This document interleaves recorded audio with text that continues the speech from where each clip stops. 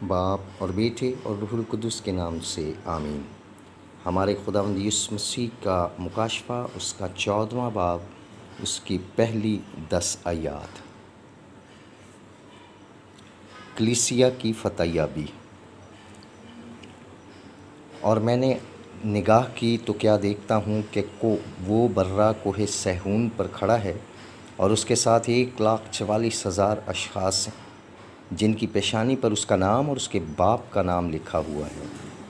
پھر میں نے آسمان سے ایک آواز سنی جو بہت ندیوں کے شور اور بڑے گرجنے کی آواز کی مانند تھی، اور جو آواز میں نے سنی وہ ایسے بربط نوازوں کی تھی جو اپنے بربط بجا رہے ہیں، اور وہ تخت کے سامنے ان چاروں جانداروں اور بزرگوں کے آگے ایک نیا گیت گا رہے ہیں، اور ان 1,44,000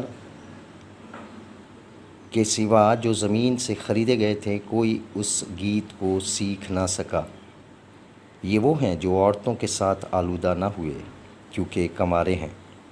یہ برہ کے پیچھے پیچھے چلتے ہیں، جہاں کہیں وہ جاتا ہے۔ یہ خدا اور برے کے لیے پہلے پھل ہو کر آدمیوں میں سے خرید لیے گئے ہیں، اور ان کے منہ میں کبھی جھوٹ نہ پایا گیا، وہ بے عیب ہے۔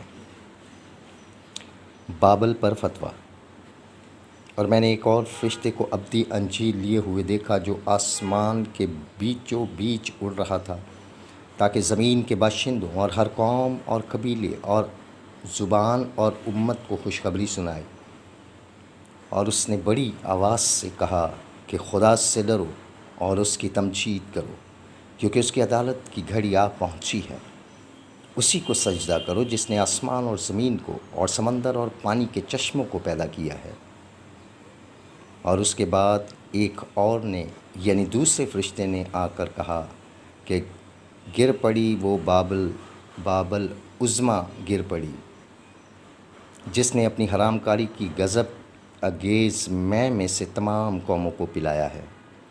پھر ایک اور نے، یعنی تیسرے فرشتے نے، اس کے بعد آ کر بڑی آواز سے کہا کہ جو کوئی اس حیوان اور اس کی مورت کو سجدہ کرے اور اس نشان کو اپنی پیشانی یا ہاتھ پر لگائے، وہ خدا کے غضب کی وہ مے پیے گا جو اس کے غضب کے جام میں خالص ڈالی گئی۔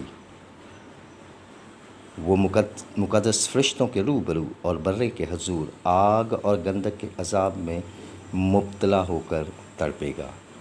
خدا کے زندہ کلام کے پڑھے اور سنے جانے پر خدا کی برکت ہو، آمین۔